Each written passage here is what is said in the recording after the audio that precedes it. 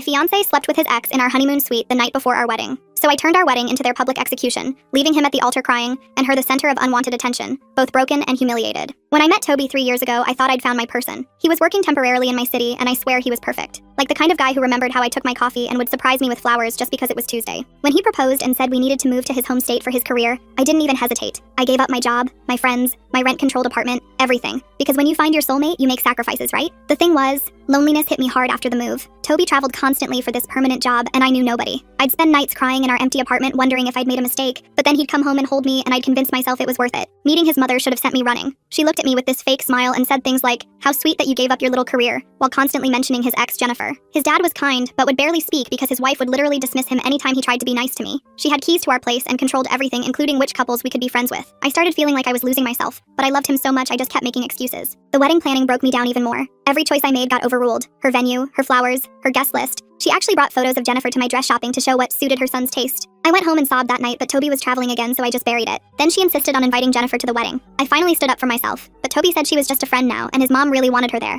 So could I please not make this difficult? I caved like always while dying inside. When my best friends arrived last week, they immediately saw how broken I'd become. They planned a spa bachelorette weekend to help me feel better. But then my mother-in-law announced she was joining. Toby texted begging me to include her, saying she was excited to have a daughter-in-law, and I just felt so trapped that I said yes. That weekend was torture. She ruined everything while constantly talking about Jennifer and how she knew how to keep Toby satisfied. After drinking too much at dinner, she started going on about his needs and his appetite and how some women just understood what men required. Then she mentioned Jennifer was staying at the wedding hotel on the same floor as the bachelor party because Toby wanted her comfort. My heart started racing and I called him, but no answer. My mother-in-law saw my panic and actually said, "I'm not surprised you can't keep my son satisfied." That's when something in me snapped. My friends went full detective mode and found the bachelor party. The suite was full of strippers even though he'd promised me there wouldn't be any. His friends drunkenly said he went to catch up with an old friend. I knew before I even used my key to our honeymoon suite. There in the bed we were supposed to share for the first time as husband and wife were Toby and Jennifer. She had the audacity to say, "He told me you knew about our arrangement." No shame, nothing. Toby wasn't even sorry, just angry I wasn't at the spa. He said he loved us both in different ways and she understood parts of him I couldn't handle. His mother appeared like she'd been waiting and said she'd warned me I wasn't enough, but the universe gave me a gift. Back in my room, I found an email from my silent father-in-law. Screenshots of years of texts between Toby and his mom. Him saying he still loved Jennifer, but that I was wife material. His mother orchestrated everything. There was evidence of other women during every business trip. My father-in-law apologized for being a coward who let this happen. That's when my heartbreak transformed into pure rage. MIL planned this. I was supposed to be the respectable wife so Jennifer could be the mistress. Toby even insisted on no prenup because we trusted each other. I think they expected me to run, but everyone was already there. So I forwarded those screenshots to someone very special and put on my wedding dress. They wanted their perfect wedding, and they were about to get exactly what they deserve. The rehearsal dinner was in 6 hours.